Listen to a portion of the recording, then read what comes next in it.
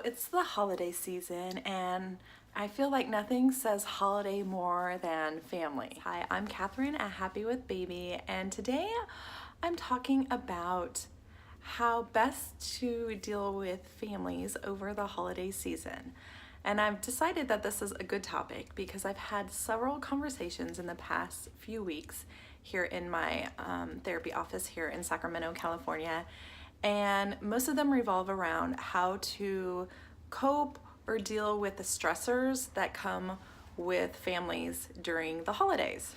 And I know sometimes that can bring up good emotions and sometimes not so good emotions.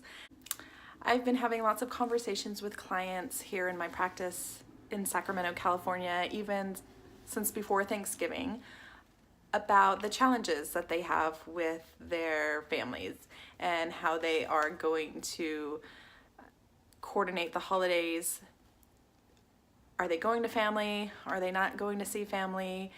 And then dealing with how they are going to manage that with their partners and their children.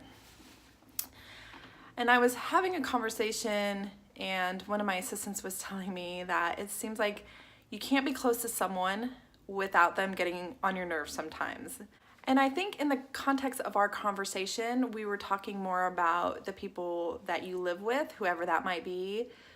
But I think that definitely is impactful with family members, whether that's your parents, siblings, aunts and uncles, whoever that might be. And I know that when you spend time with people and they're not you, their little quirks and things can definitely get on our nerves. So, and I also know that under the holiday stressors, it can even be more difficult. Their quirks and things and the way they do things or say things or whatever can be more annoying or frustrating or even make us angry at times. Sometimes if family members are coming to visit from out of town or you're going to visit them, being in the same house together can definitely get a bit crowded. And it can be really hard to maintain your own personal space or even find places to retreat for your own time and kind of decompress from whatever situations. Because there always seems to be a family dinner, or sometimes people might pop in because they know you're visiting or they know you have visitors. Kids might end up with some extra sugar, so they'll be more hyper than normal, or just acting out by just having all of the company and attention. I know kids can seem to get a lot more energy. And for many of us, we revert back to our old childhood roles with our siblings and our parents when we're around them. And sometimes things happen where we get into arguments or disagreements with other family members, and maybe things get petty between you and your sister when you're around each other more than a day or two, or your mom is nagging you about how to do this or that, and you think, how do I survive when you're not around? And then there's that one elephant in the room that nobody's talking about, but you can feel it all around. There's just a lot going on in one house. Now, I don't know about you, but I know often for my partner and I, when holidays and stuff come around, that's when we start to get on each other's nerves. Or when we have to pack and we're getting ready to go, it seems like tension flares as the stressors of knowing what's to come or just trying to get ready and make sure that we get out on time. So when we're thrown into that kind of situation, it seems like we lose a bit of connection with each other and we get more snappy and irritated. And it's only temporarily, but still, it's definitely a stressful time of year. And it can make the holidays less fun when it's supposed to be a lot of fun and one of the happiest times of the year. So this is when bickering and fighting can start, or you might just feel like you're not even seeing much of your partner while you're on vacation. So that's what I'm here to talk about today. What can you do about this? How can you either avoid these situations or help handle them a little bit better?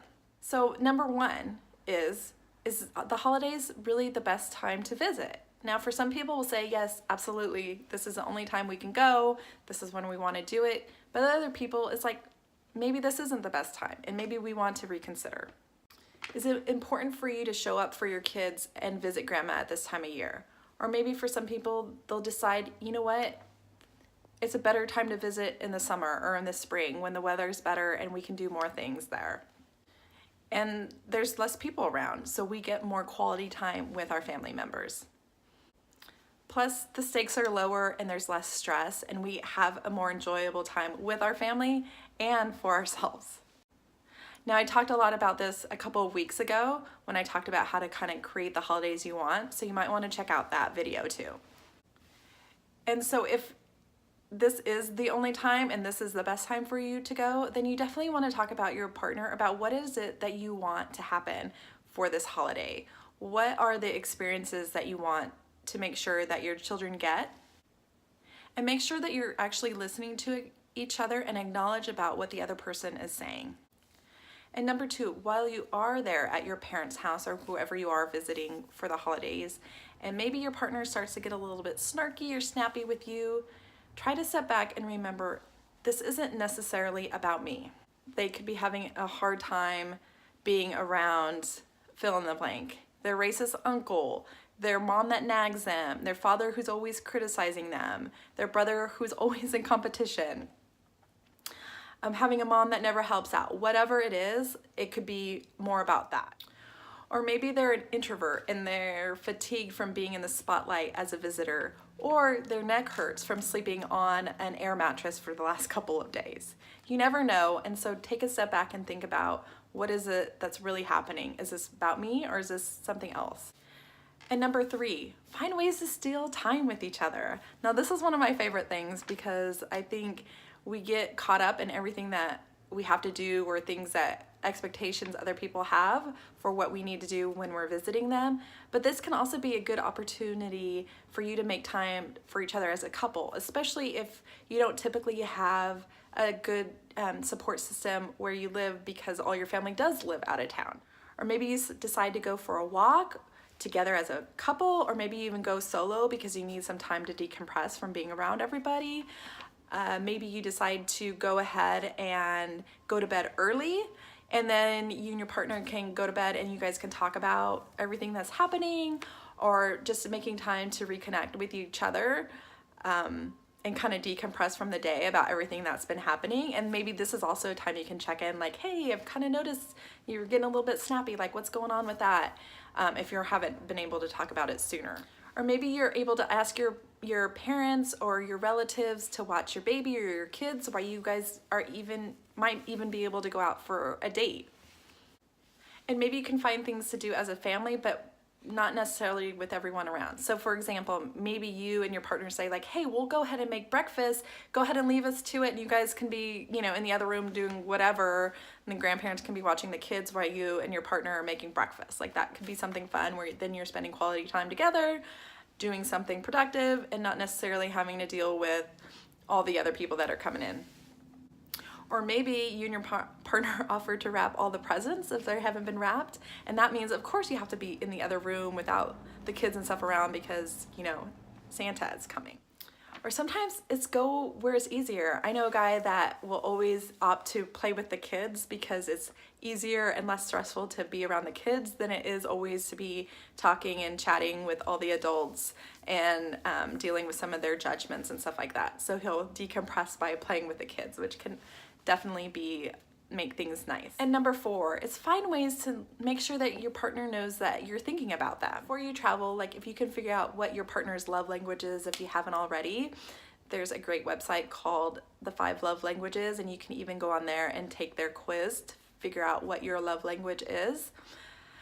And then think of ways that you can speak to that language. Now find reasons that you can touch or make eye contact. Now, I'm not talking about sexual touch or bedroom eyes at that point, but just ways that you can make sure that, hey, we're connecting with each other in these moments. John Gottman would call this bid for attention. But be aware, sometimes you actually have to name what you're doing because maybe your partner doesn't identify that that's what's happening. So let them know, like, hey, when I do this, I want you to know, like, I'm thinking of you, or I noticed what's happening and I want you to know that I have your back. For example, when I put my hand on your back when you're washing dishes, I'm not trying to tell you that you're in the way. I just want to be connected with you and let you know that I notice what you're doing. And maybe you can find a verbal code word that only the two of you know, or a joke or something. So if things get to be too much, or you're feeling frustrated, or you've had enough of what is happening, you can share the code word and your partner knows, like, okay, I need a break. I need to tag out of this situation, and you can help support each other in that. So I know the holidays are a joyful time of year, but I know they can also be a really difficult time of year. So make sure that you are able to get the support that you need, that you and your partner are able to talk about those things. And I hope that this holiday season is a joyful one. And until next time, take care.